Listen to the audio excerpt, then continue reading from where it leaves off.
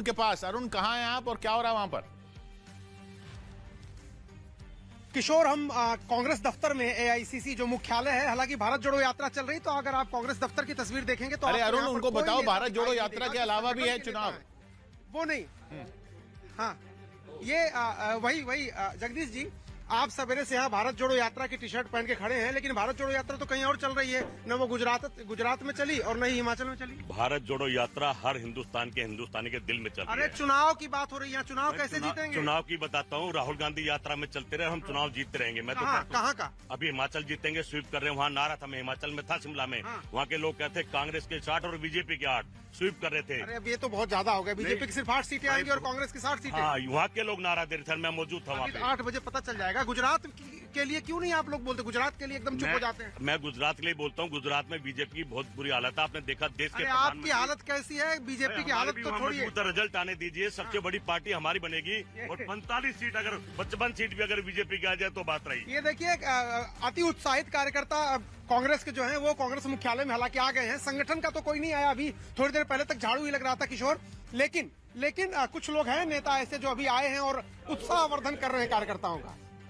मतलब ये देखिए आयरनी कितनी शानदार है। वैसे भी झाड़ू वालों ने उनकी हर जगह रिप्लेसमेंट कर ही दी है, लेकिन इस तरह में बताइए, आज के हिमाचल प्रदेश के चुनाव पे तो आप चर्चा ही नहीं कर रहे हैं, क्योंकि आपको लग रहा है कांग्रेस वहाँ पे जीतने वाली है, तो आप चर्चा करना ही बंद कर दीजिए। देखिए ये जो मुंगेरी लाल के हसीन सपने हैं जो दिख रहे थे, और लग रहा है सारे मॉर्निंग वॉक जो है, लाफिंग क्लब, लाफ्टर क्लब जो है वो ज्वाइन किया हुआ था और आ गए अचानक।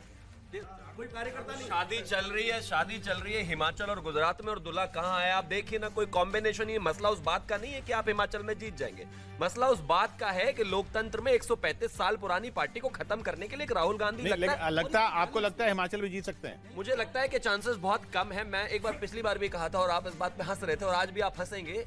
अगर बीजेपी इस तरह की चीजों में कहीं फंसती है तो उनका पोस्ट पोल अलायंस बहुत अच्छा है, पोस्ट पोल मैनेजमेंट बहुत बढ़िया है। कौन फंसी है उस पर मत जाइए और ना मेरी हंसी पे जाइए। आप बस ये बताइए कि विश्लेषण क्या है संजय जी, हिमाचल जीत जाएंगे? देखिए हिमाचल थोड़ा टफ लग रहा था, लेकिन हमें लगता है भारतीय जनता पार्टी निकाल लेगी, क्योंकि आपने देखा है कि कहीं ना कहीं देखिए आज के दिन में 2014 के बाद से आप देखिए राजनीतिक समीकरण बदल चुके हैं, और जो जनता है वो मोदी के नाम पे, भारतीय जनता पार्टी के नाम पे वोट देती है, ना कि वो किसी कैंडिडेट। क्या राजनीतिक इतिहास ये लिखा जाएगा 2014 से पहले का, 2014 के बाद? हमें तो ऐसा लगता है लिखा जाना चाहिए। चलिए, अब 14 मिनट रहते हैं जब से ये ईवीएम खुलना शुरू हो जाएंगी, और राजनीतिक इतिहास किस तरह से लिखा जाता है वो देख लेंगे गुजरात में और हिमाचल में। हिमाचल में भी ऐतिहासिक होगा अगर बीजेपी अपनी सरकार बचा लेती है तो इस वक्त गुजरात हिमाचल चुनाव के नतीजे 14 मिनट बाद खुलना शुरू हो जाएंगे। 14-15 मिनट बाद, 14-15 मिनट का और इंतजार है। लेकिन आपको हिमाचल से उम्मीद है मेरे ख्याल से? बस मुझे हिमाचल से उम्मीद नहीं है। देखिए मैं चूंकि हिमाचल में भी नहीं है।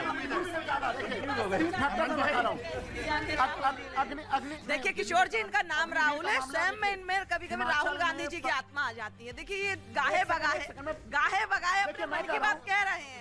कहीं कोई स्टैंड कांग्रेस का नहीं है, ना हिमाचल में है ना गुजरात में। क्लियर भारतीय जनता पार्टी जो अग्निवीर का डंका पीट रहे थे 2012 वाली स्थिति मुझे लग रहा है कि 2012 वाली स्थिति मुझे लग रहा है कि हिमाचल के अंदर होने वाली है। अब आप चुनाव के अंदर देखिएगा, और देखा भी है आपने किस तरीके से फैक्टर जो है काउंटिंग में आप देखिएगा जवाद साहब यहाँ से बॉल उछालते जाएंगे और वहां से रिफ्लेक्शन आएगी। लेकिन एक बार तो बॉल तो आप उछालते, विकेट इधर ही गिरती है सारी। इस बार हिमाचल का चुनाव बहुत इंटरेस्टिंग रहा है। आपको पता है कि चुनाव के अंदर जो बेसिक मुद्दे थे वो ज्यादा हावी रहे। यही उम्मीद उत्तराखंड में भी थी।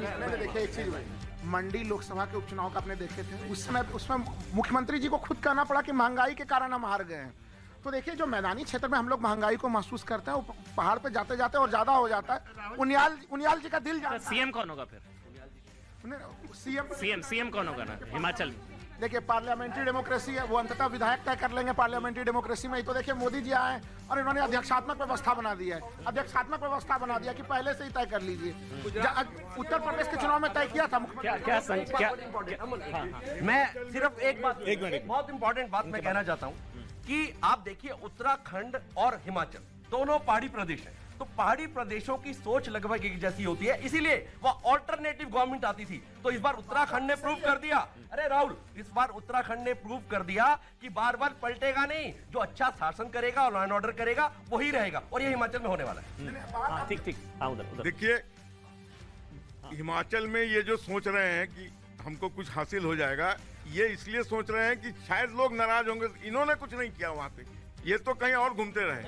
लेकिन अब किशोर जी, अब इनको नहीं मालूम है बीजेपी नहीं, आप इस इंतजार में कि वो सामने वाला गिरे। नहीं, कांग्रेस वो ओल्ड पेंशन स्कीम को लोग को लेकर जिस प्रकार से जनता के बीच गई, बीजेपी उस पर बिल्कुल चुप रही। तो ओल्ड पेंशन स्कीम